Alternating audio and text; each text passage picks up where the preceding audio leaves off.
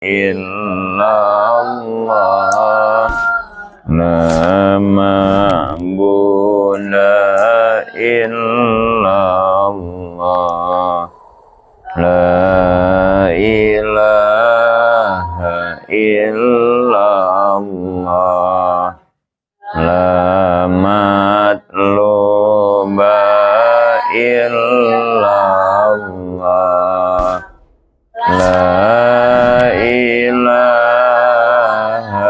illallah, la maqsuda illallah. Bismillah tawakkalna ala Allah, la haula wala quwwata illa billah. Astaghfirullahaladzim, astaghfirullahaladzim, astaghfirullahaladzim wa atubu ilaih. Al-Fatihah. A'udzubillahi minasyaitonir rajim. Bismillahirrahmanirrahim. Alhamdulillahi rabbil alamin. Ar-Rahmanir-Rahim. Maliki yaumiddin. Iyyaka na'budu wa iyyaka nasta'in. Ihdinas siratal mustaqim, siratal ladzina an'amta 'alaihim ghairil maghdubi 'alaihim waladdallin. Amin. Rabbi zidni ilma warzuqni fahma wa alhiqni bis-sholihin birahmatika ya arhamar rahimin.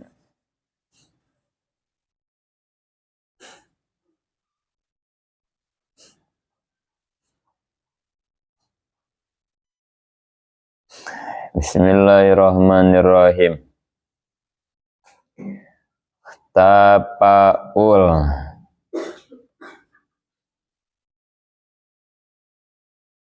Dalam istilah Sunda, tapaul itu artinya nurut buat.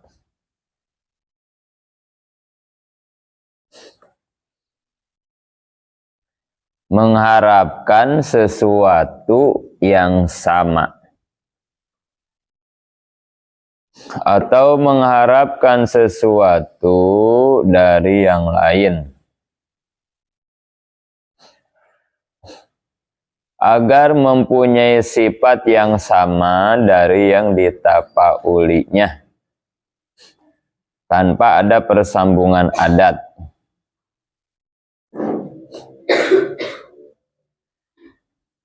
Ada lagi istilah tapaul. Ini masih lanjutan dari pembahasan hawarikulil adat. Kejadian yang tidak biasa. Nah, salah satunya dari hawarikulil adat itu ada yang disebut tapaul.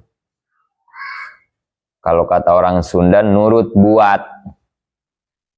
Maksudnya mengikuti sesuatu agar sama. Itu namanya tapaul ya.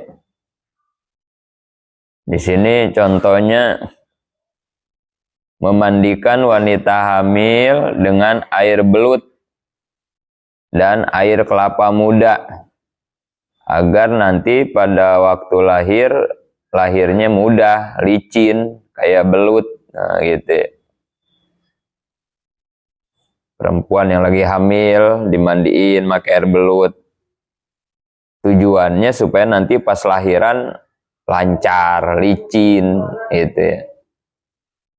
Jadi nyamain licinnya air belut, harapan supaya lahirnya juga lancar. Nah itu nurut buat tuh kayak begitu ya. Itu kan nggak ada persambungan adat ya.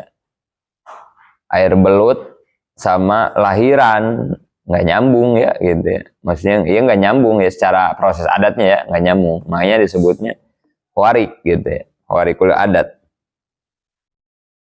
Atau bawa janur kuning ke sawah yang padinya sedang menguning supaya padinya cepat menguning. Nah itu juga ya, bawa daun kelapa yang kuning, janur kuning ya, daun kelapa yang kuning dibawa ke sawah padi yang tua, tujuannya mudah-mudahan padinya cepat menguning gitu ya. Nah, itu tapaul teh begitu ya, menyamakan kuning daun kelapa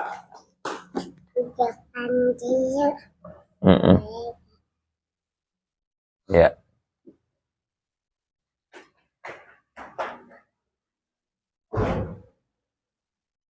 Nyamain kuning daun kelapa sama padi supaya cepat menguning, tapaul ya. Pekerjaan tapaul seperti contoh di atas hukumnya bid'ah. Nah, hati-hati ya.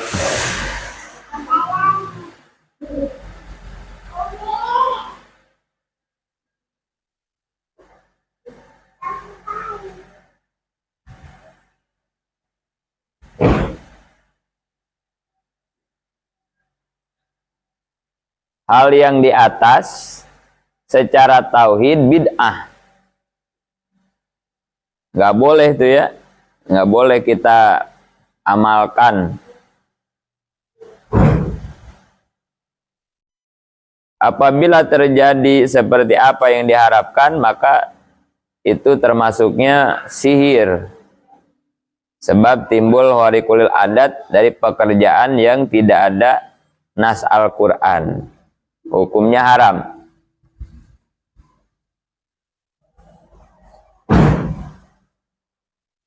Jadi hati-hati model-model praktek seperti itu.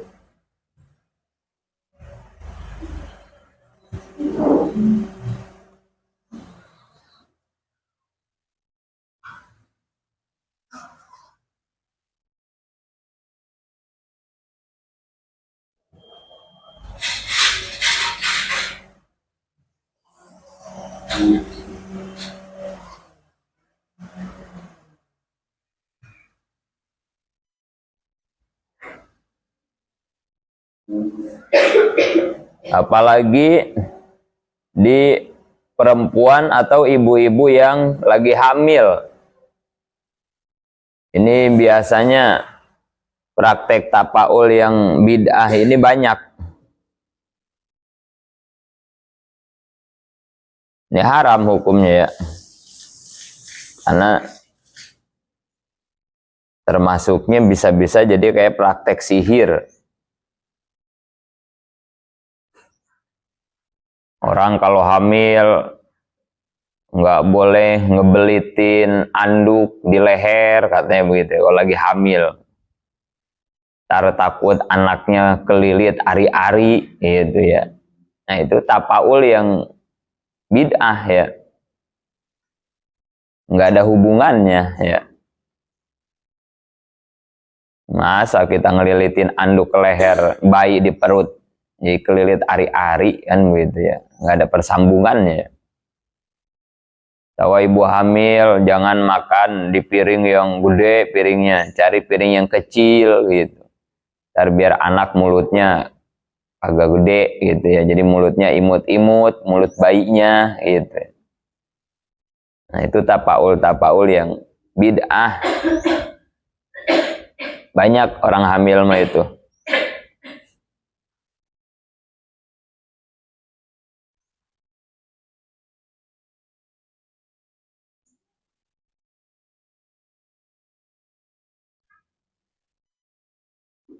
Bagaimana kalau tapaulnya ada nas Quran, ada keterangan dari Qurannya, bagaimana hukumnya? Seperti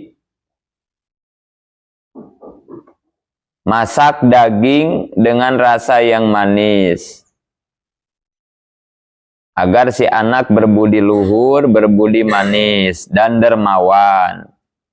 Atau dalam memberi nama, anak harus dengan nama yang baik, agar budi pekertinya baik.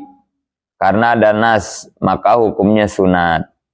Hanya tidak boleh diyakinkan, sebab dalam tapaul tidak ada kias. Bagaimana kalau kita tapaulnya tetapi ada keterangannya? Seperti dalam masalah akekah, ya.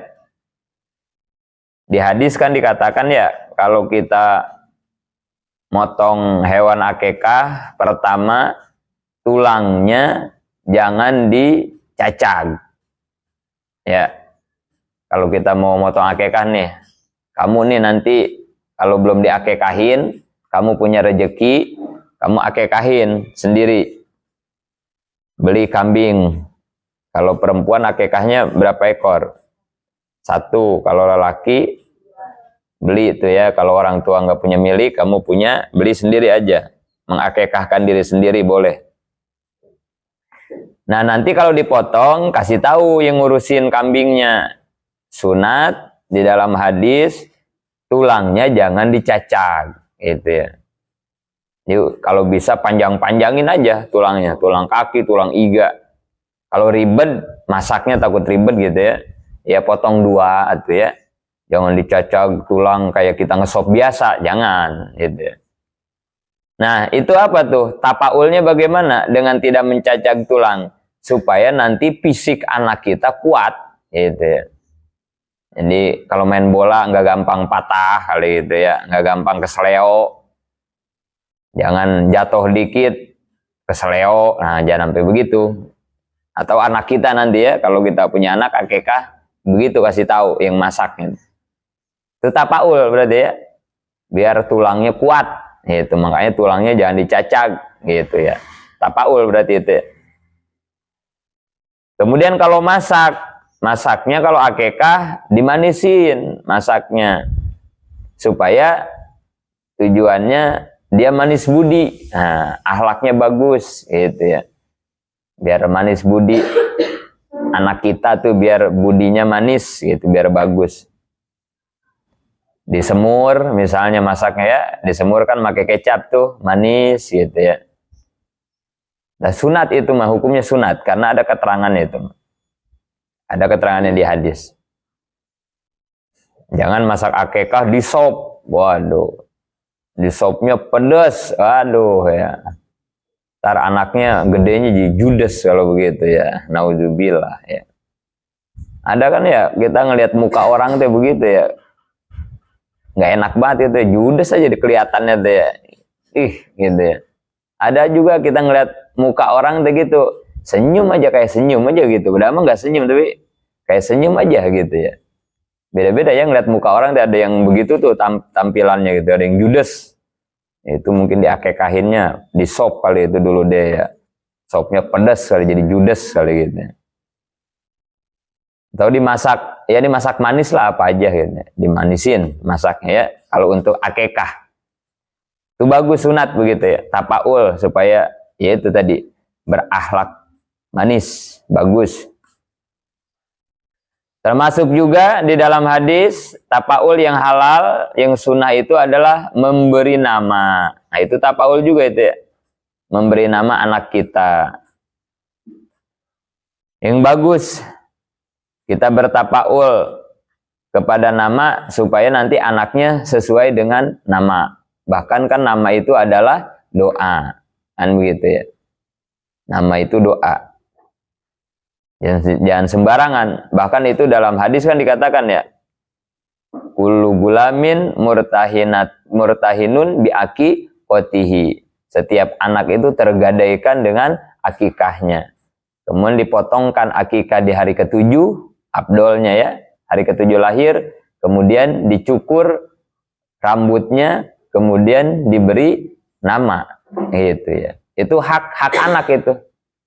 Ngasih nama ke anak itu hak anak ya, dari orang tua. hak kita. Jangan sembarangan ngasih nama, karena nama itu doa, gitu ya. Bahkan bisa dijadikan tapaul dari nama. Siapa namanya? Soleh. Ah, kan itu.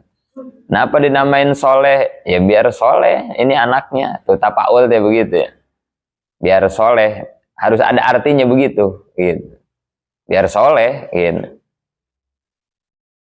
Siapa namanya? Komar. Oh, kenapa Komar? Ya kan Komar itu bulan, biar dia tuh indah bagaikan bulan, gitu. Nah, itu bagus, tapaul begitu kan. Bulan. Siapa namanya? Bayu. Nah, apa Bayu? Supaya apa Bayu? Bayu tahu nggak artinya? Hah?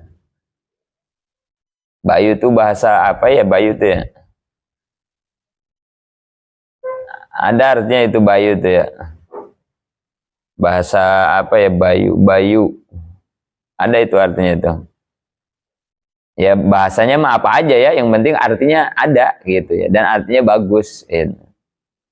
Fikri, apa artinya? Hah? Pemikiran. Namanya apa? Nama lengkapnya. Jadi artinya gimana?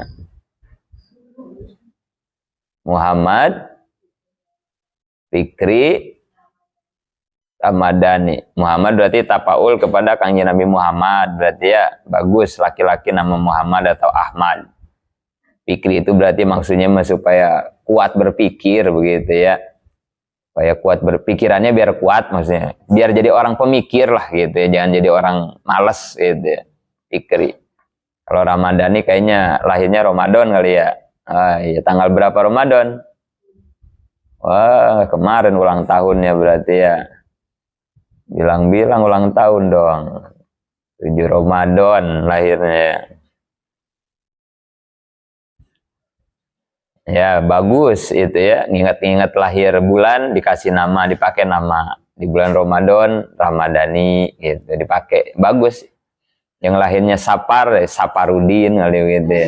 Boleh gitu ya, nggak apa-apa, ingat-ingat begitu. Saskia, wah namanya Saskia, apa artinya Saskia? Hah?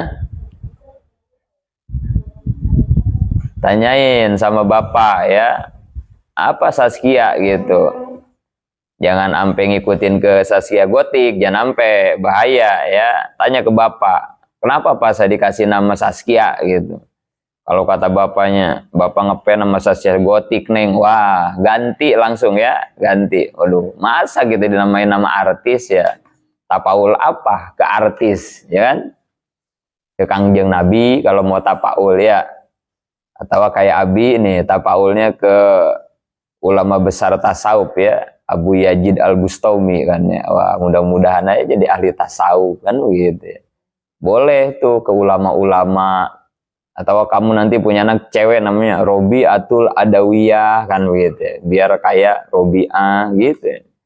Jangan ke Saskia Gotik, jangan ya. Nanti pantatnya nggak bisa diam ntar. Tanya ke bapak ya. Pani apa artinya? Tahu nggak artinya Pani?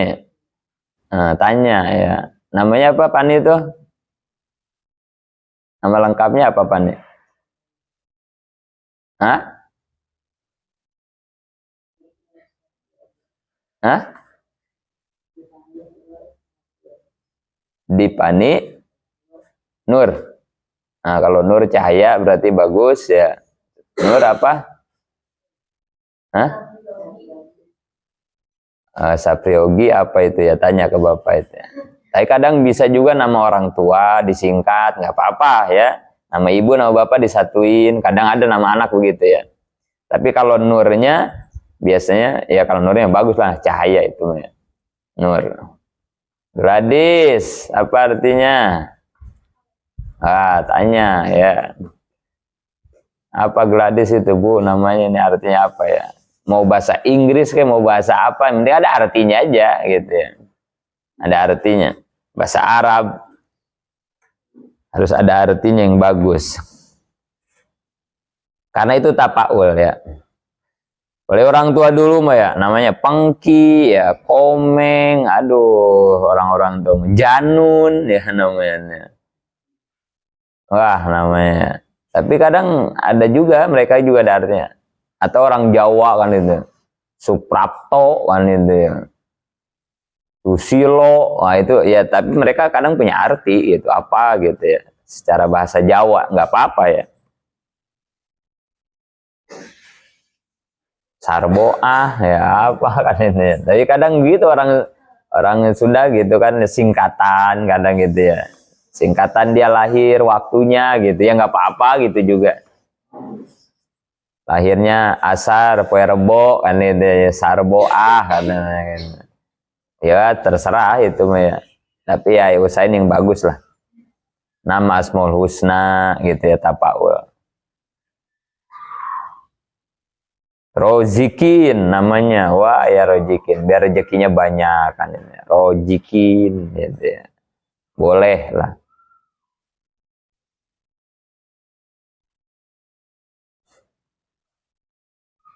Sekarang mau apa lagi ya, nama-nama anak udah pakai nama-nama yang sekarang ya, yang milenial itu yang susah ngomonginnya juga ya. Ya tapi penting ada artinya lah, mau bahasa apa juga artinya baik. Dan ingat, di akhirat nanti itulah yang nama itulah yang akan Allah panggil kepada kita ya. Jadi jangan sampai jelek namanya, nanti di sono kan kita ditonton, waduh, di absen namanya jelek, kita malu kan ini. Yang bagus. Apalagi kalau laki pakai Muhammad, biar tapol ke kanjeng Nabi, biar bangga Nabi, namanya dipakai sama kita kan ini. Pakai Muhammad depannya ya. Ya biar kita juga punya ini ya, kalau namanya nama-nama yang bagus mah punya benteng. Siapa namanya? Muhammad. Nah, kita kan mau nyolong juga gak berani ya. Aduh, nama Muhammad masa mau nyolong kan gitu jadinya. Paling enggak jadi benteng kan ini. Masa nama Muhammad mau nyolong. Nah gitu ya, mudah-mudahan jadi penghalang, jadi benteng ya. Malu atau sama nama gitu ya. Jadi termasuk tapaul itu nama ya yang bagus. Beres pembahasan tapaul. Lanjutkan kesimpulan wahdaniyat. Nah itu berarti ya panjang ya bahasan tentang dari sifat wahdaniyat sampai tapaul, huarikulil ada, tawasul ya, banyak sihir. Nah sekarang dilanjut lagi, kita kembali ke materi sifat wahdaniyat. Nah ini kesimpulannya nih. Kesimpulan dari sifat wahdaniyat, karena arti wahdaniyat itu mentiadakan bilangan, salabiyah ya. Wahdaniyat termasuk sifat salabiyah. Arti aslinya apa kemarin wahdaniyat itu? Satu, wahdaniyat itu ya. Tapi kalau salabiyahnya apa? Tidak ada hitungan, tidak ada bilangan. Jadi makanya tidak ada salabiyah ya. Karena wahdaniyat itu mentiadakan bilangan di Allah, baik bilangan zat, sifat maupun af'al, maka kalimat tauhid diawali dengan lafaz la, gitu ya. Yang artinya mentiadakan atau disebutnya nafi, la-nya la nafi. Kalimat tauhid ya la ilaha illallah. Diawalinya dengan la nafi ya, artinya mentiadakan. Supaya yaitu ya, karena wahdaniyat itu kan Allah itu hanya satu, tidak ada hitungan. Makanya la-nya la nafi. Sudah masyhur di karangan para ulama nahwu bahwa kalimat setelah isim la adalah kalimat nakiroh. Maka pembacaan kalimat harus fathah dan khobarnya dibuang. Ini nanti secara ilmu nahwunya ya. Jadi kalimat yang berada setelah isim la, kalimat itu menjadi isim nakiroh. Cara membacanya harus dipatahkan, dinasabkan, dan khobarnya dibuang. Lafaz la yang ada pada kalimat la ilaha illallah disebut la nafi lil istigroki iprodil jinsi. La yang menghilangkan bahkan menghabiskan seluruh jenis. Jadi ketika kita bilang la ilaha illallah, la-nya itu adalah sesuatu yang menghilangkan semua jenis gitu ya. Jadi tiada Tuhan selain Allah, semua bentuk pertuhanan apapun harus hilang gitu. Makanya itu teh maksudnya begitu ya. Jadi nggak ada lagi bentuk-bentuk Tuhan model apapun selain Allah mah nggak ada gitu. Maksudnya la nafi istigrokil jinsi teh begitu ya. Jadi la yang menghilangkan seluruh jenis-jenis ketuhanan apapun. Yang modelnya patung, yang modelnya salib, yang modelnya apa aja, nggak ada Tuhan tuh kayak begitu. Wajib kita menghilangkan dari keyakinan, dari hati. Ketika kita mengucapkan la ilaha illallah gitu. Nah itu yang dimaksud la nafi istigroki iprodil jinsi teh begitu ya. Jadi makanya la-nya lah itu ya. Para ulama nahu sependapat hobarlah harus disimpan. Maka ulama usuluddin, ulama tauhid, para ulama yang menganut thariqah nabawiyah, nah ini nih. Suka masih banyak yang bertanya ya. Kalau Miftahul Huda, ajengan thariqahnya itu thariqah apa? Ah gitu ya. Kamu harus paham ya. Jadi ada dalam istilah tasawuf disebutnya thariqah. Thariqah itu cara, thariqah itu metode. Metode apa? Untuk supaya kita bisa sampai kepada Allah. Jadi, bisa wusul, bisa ma'rifat kepada Allah. Itu harus ada caranya. Ada torekah, ada torekatnya ya. Dan torekat itu banyak. Banyak torekatnya.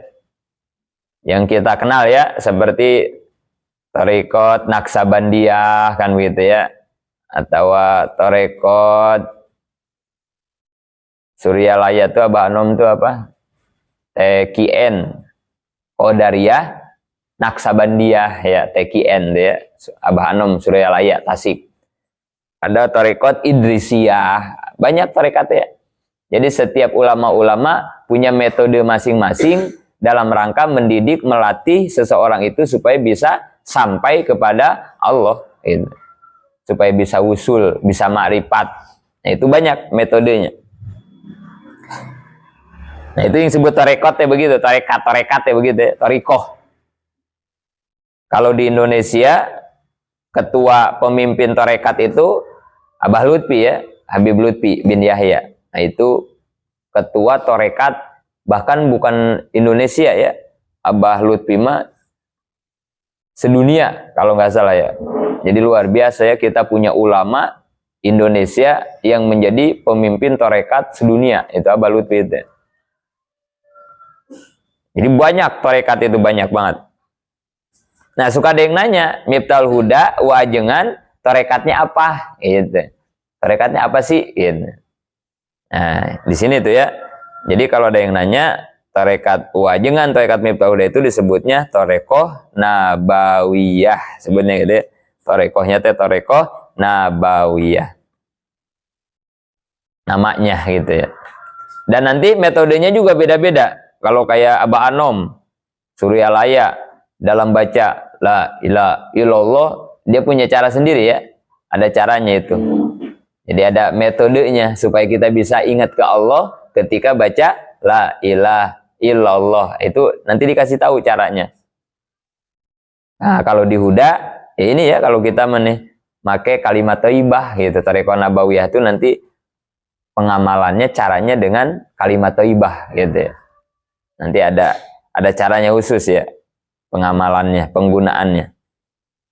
Jadi secara nama, kalau ada yang nanya, kamu harus paham, kita itu Huda, murid Uwa, torekahnya disebut nabawiyah. Jadi nggak ikut Naksabandiyah, Qadariyah, enggak kita ya, tapi ikut ini yang Uwa ajengan ini.